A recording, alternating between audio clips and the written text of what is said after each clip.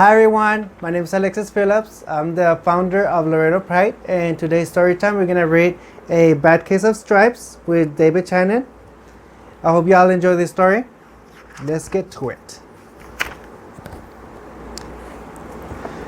Camila Cream loved lima beans, but she never ate them. All of her friends hated lima beans, and she wanted to fit in. Camila was always worried about how other people thought of her. Today she was fainting even more than usual.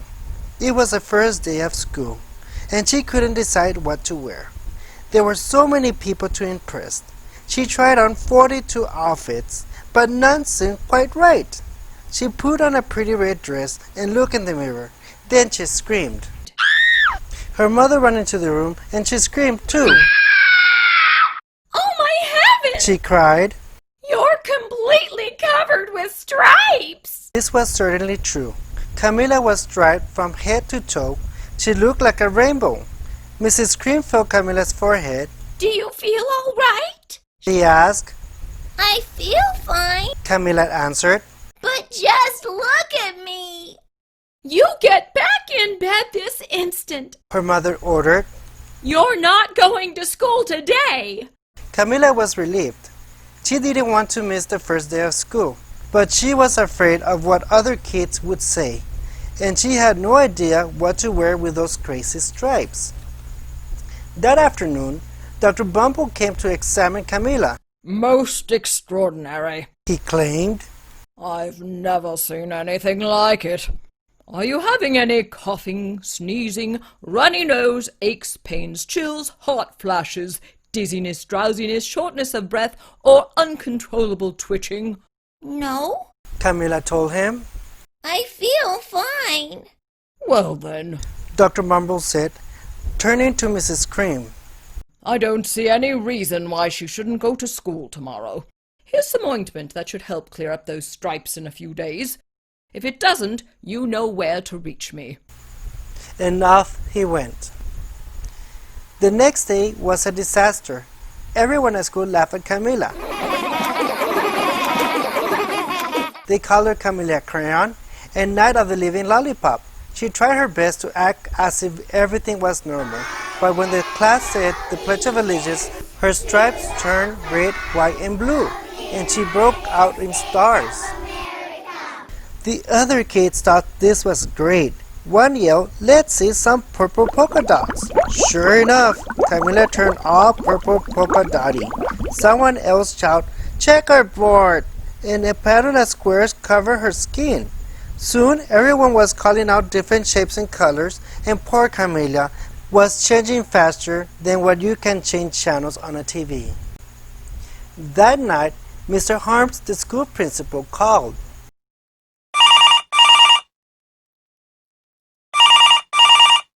I'm sorry, Mrs. Cream, he said. I'm going to have to ask you to keep Camilla home from school. She's just too much of a distraction, and I've been getting calls from the other parents. They're afraid those stripes may be contagious. Camila was so embarrassed. She couldn't believe that 2 days ago everyone liked her. Now, nobody wanted to be in the same room with her. Her father tried to make her feel better. Is there anything I can get you, sweetheart? He asked. No, thank you, Sighed Camila.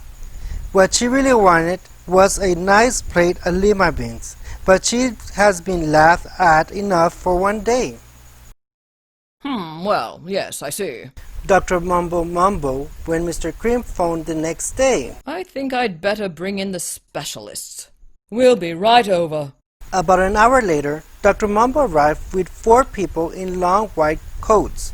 He introduced them to the Creams. This is Dr. Grop, Dr. Sponge, Dr. Cricket, and Dr. Young. Then the specialists went to work on Camila. They squeezed and jabbed, tabbed, and tested. It was very uncomfortable. Well, it's not the mumps. Concluded Dr. Grop. Or the measles. Said Dr. Sponge. Definitely not chicken pox. Put in Dr. Cricket. Or sunburn. Said Dr. Young. Try these, said the specialist. They each handed her a bottle filled with different colored pills. Take one of each before bed, said Dr. Grubb. Then they filed out in the front door, followed by Dr. Bumble. That night, Camilla took her medicine.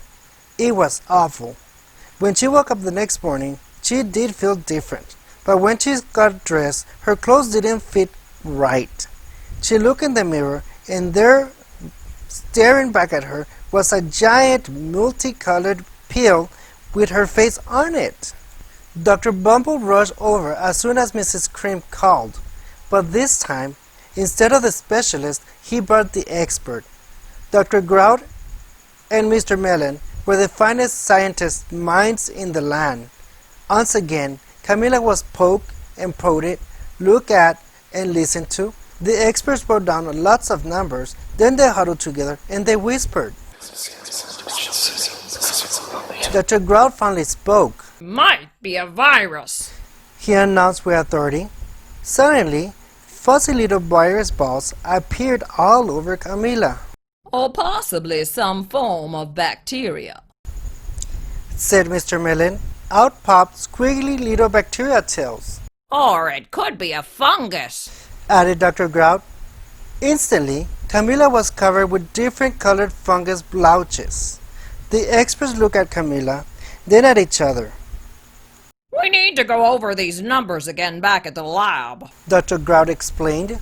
We'll call you when we know something.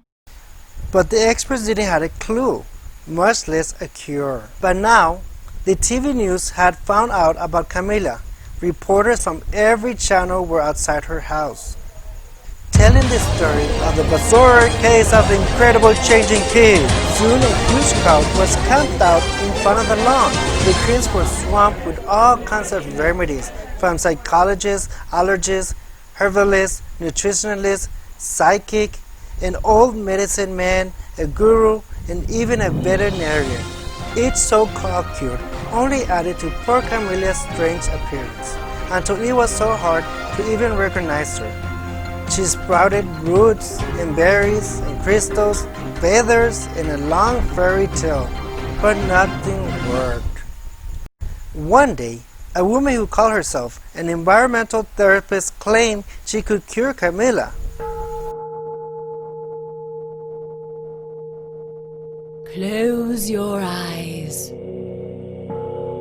Breathe deeply and become one with your room. I wish you hadn't said that. Camilla groaned.